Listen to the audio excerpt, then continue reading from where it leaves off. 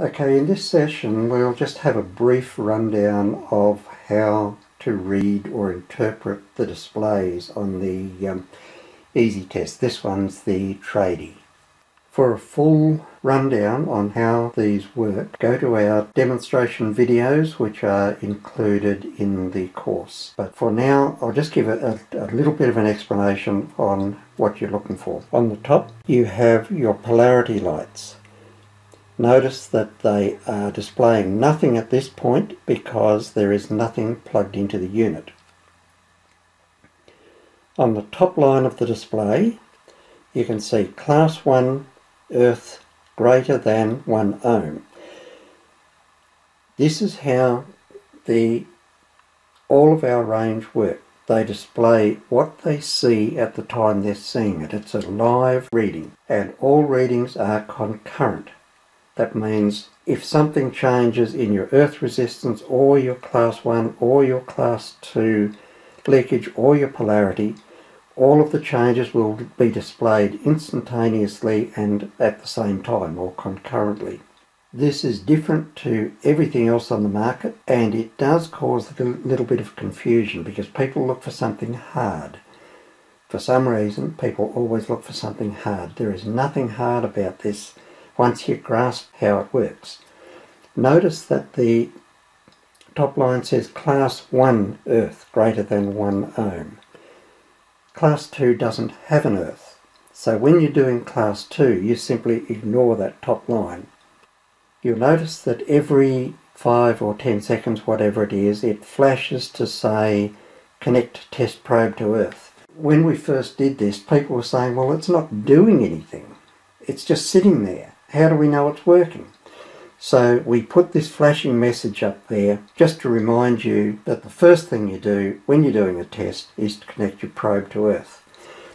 On the next line down you will see it says class 1 less than 5 milliamps. That's class 1 earth leakage less than 5 milliamps.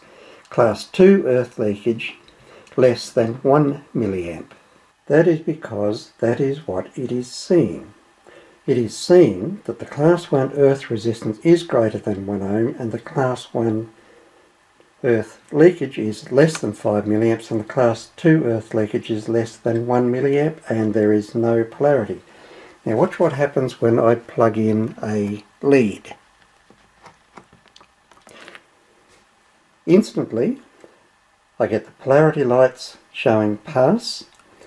Class 1 earth resistance is now less than 1 ohm because that's what it's seeing, and the class 1 earth leakage is less than 5 milliamps because that's what it's seeing, and the class 2 earth leakage is less than 1 milliamp because that is what it is seeing. Now watch what happens when I plug in an extension lead with a series of faults that I have wired in there.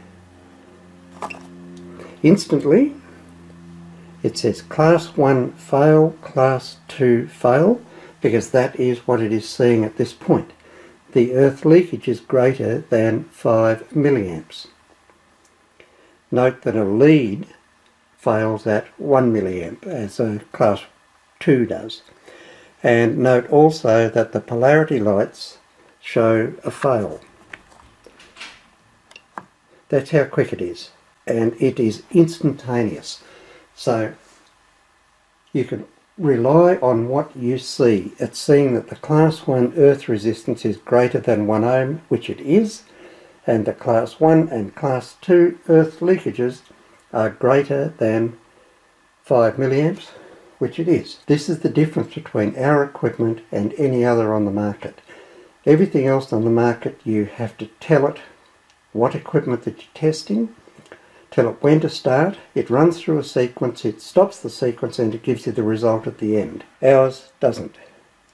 You don't have to tell it that you're testing a lead, you don't have to tell it when you're starting, and you don't have to tell it when to stop. It is just instantaneous. The start button refers only to the RCD test. It doesn't refer to starting the test. It only refers to the RCD as it says there. So to get a full video of how these work, As I said, go to the instructions, and they are probably the most detailed instruction of any piece of test equipment on the market at this point.